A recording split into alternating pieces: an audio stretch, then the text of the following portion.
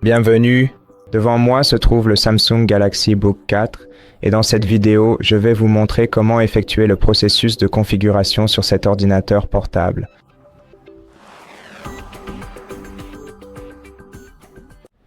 Donc si vous venez d'installer Windows à partir d'une clé USB, il est probable que le pilote du pavé tactile sans fil ne soit pas installé sur votre ordinateur portable.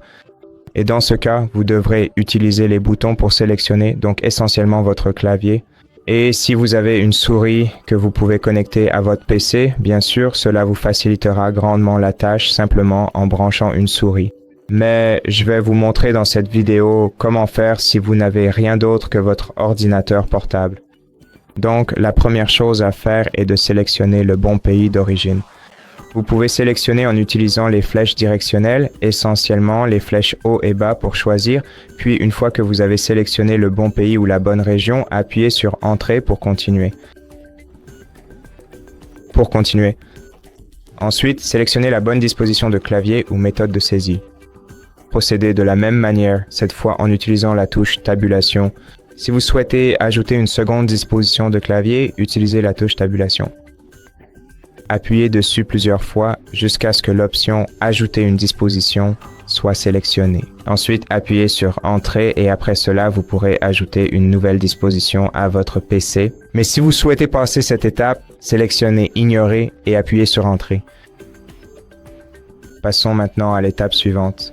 Dans la fenêtre suivante, nous devrons nous connecter à un réseau. Utilisez donc les flèches directionnelles pour sélectionner le réseau auquel vous souhaitez vous connecter. Puis appuyez simplement sur la touche Entrée. Appuyez sur Connecteur. D'accord, je dois appuyer sur la touche Tabulation pour sélectionner Connecteur, puis appuyer sur Entrée. Ensuite, saisissez le mot de passe du réseau. Appuyez sur Entrée. Très bien. Maintenant que nous sommes connectés, appuyez plusieurs fois sur Tabulation jusqu'à ce que le bouton suivant soit sélectionné. Appuyez sur Entrée, puis il faudra attendre que Windows vérifie toutes les mises à jour.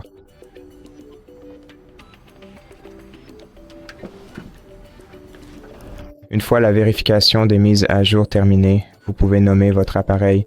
Pour cela, appuyez sur la touche Tabulation jusqu'à ce que vous soyez dans ce champ.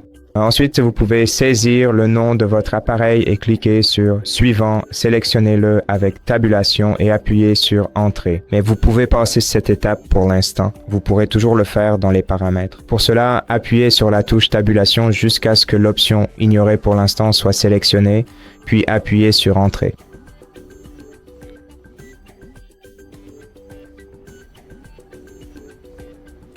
Ensuite, je pense que Windows vérifiera à nouveau les mises à jour et commencera le processus d'installation des mises à jour. Cela vous prendra environ, je dirais, une bonne demi-heure, peut-être même un peu plus, et ensuite, vous pourrez tranquillement et sereinement. Ensuite, en gros, la dernière partie de la configuration va commencer.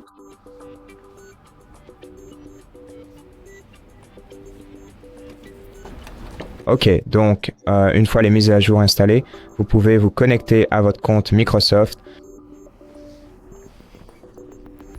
et entrer votre email ou votre numéro de téléphone sur la page suivante.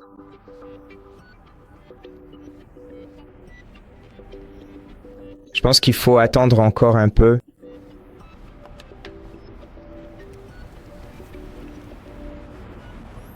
Ok, alors entrez votre email ou votre numéro de téléphone.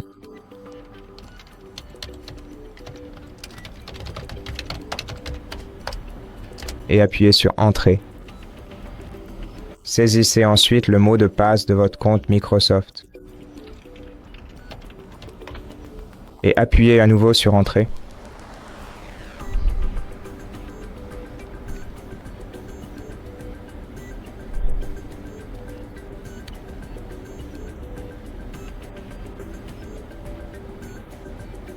Ok, attendons. Créons ensuite un code PIN. Appuyez simplement sur Entrée.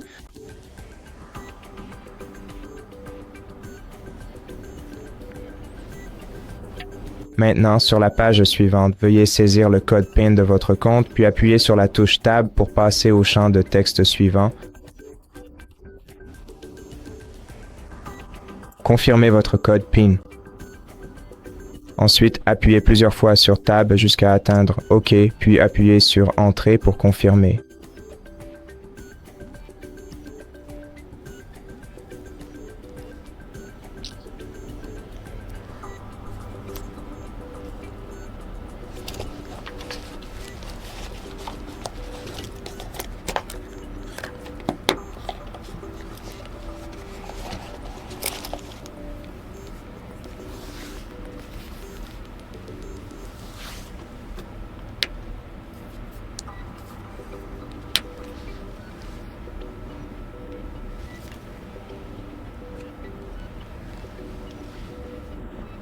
D'accord, donc sur la page suivante, vous devrez choisir les paramètres de confidentialité pour votre appareil. Par exemple, utilisez la touche Tab pour aller jusqu'au bouton à bascule et pour l'activer ou le désactiver, appuyez sur Entrée ou la barre d'espace. D'accord, donc si la localisation vous permet d'obtenir des informations comme la météo, les itinéraires et les actualités locales, la fonctionnalité Localiser mon appareil vous permet de retrouver votre appareil, au cas où il serait perdu ou volé. Donc pour ces deux options, je les laisse généralement activées et pour les données de diagnostic, je préfère les désactiver, les mettre sur non. C'est pareil pour l'écriture manuscrite, la saisie et les expériences personnalisées,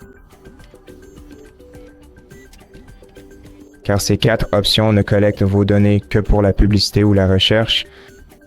Donc en gros, vous pouvez lire la description de chacune de ces quatre options. Et si vous souhaitez en utiliser certaines, vous pouvez décider vous-même et activer le bouton correspondant. Mais en général, je choisis cette sélection.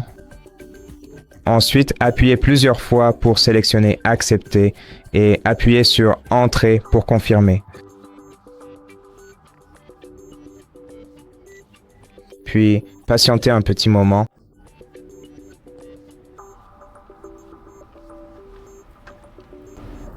D'accord, donc maintenant, si vous avez une sauvegarde, vous pouvez appuyer sur Continuer pour récupérer vos fichiers et dossiers, paramètres et applications à partir de la sauvegarde.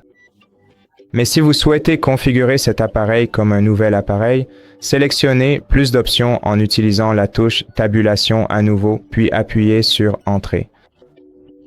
Ensuite, appuyez encore quelques fois sur Tabulation pour sélectionner l'option Configurer comme un nouveau PC, puis appuyez sur Entrée. Appuyez ensuite encore quelques fois sur Tabulation, Configurer comme un nouveau PC. Sélectionnez-le à nouveau, appuyez sur Entrée, puis patientez un petit moment.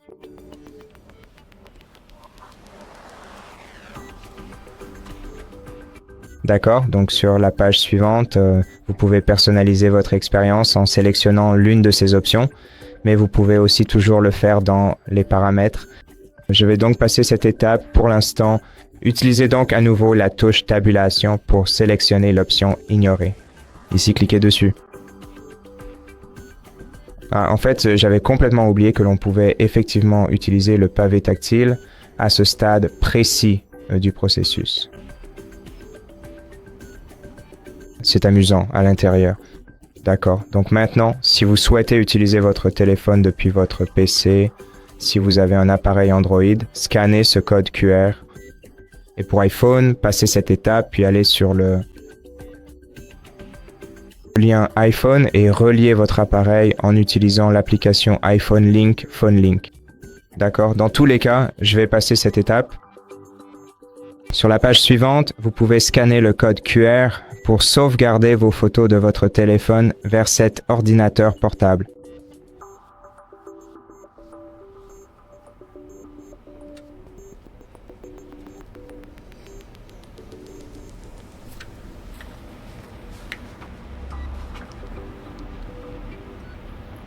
Attendons que cela apparaisse.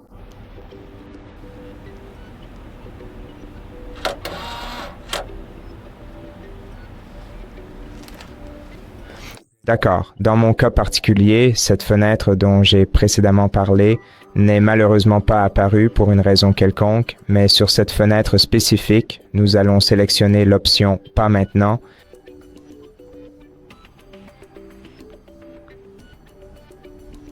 Puis attendons un moment.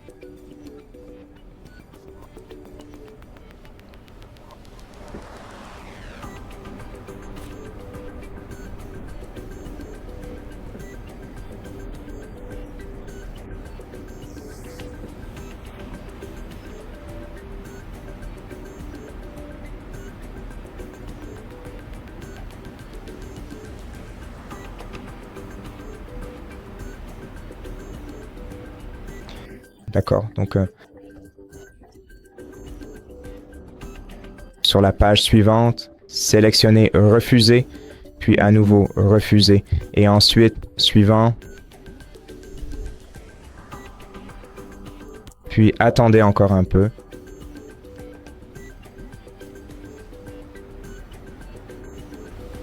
Puis cliquez sur Passer pour l'instant, et je pense que ce sera tout et que la configuration sera terminée à ce stade.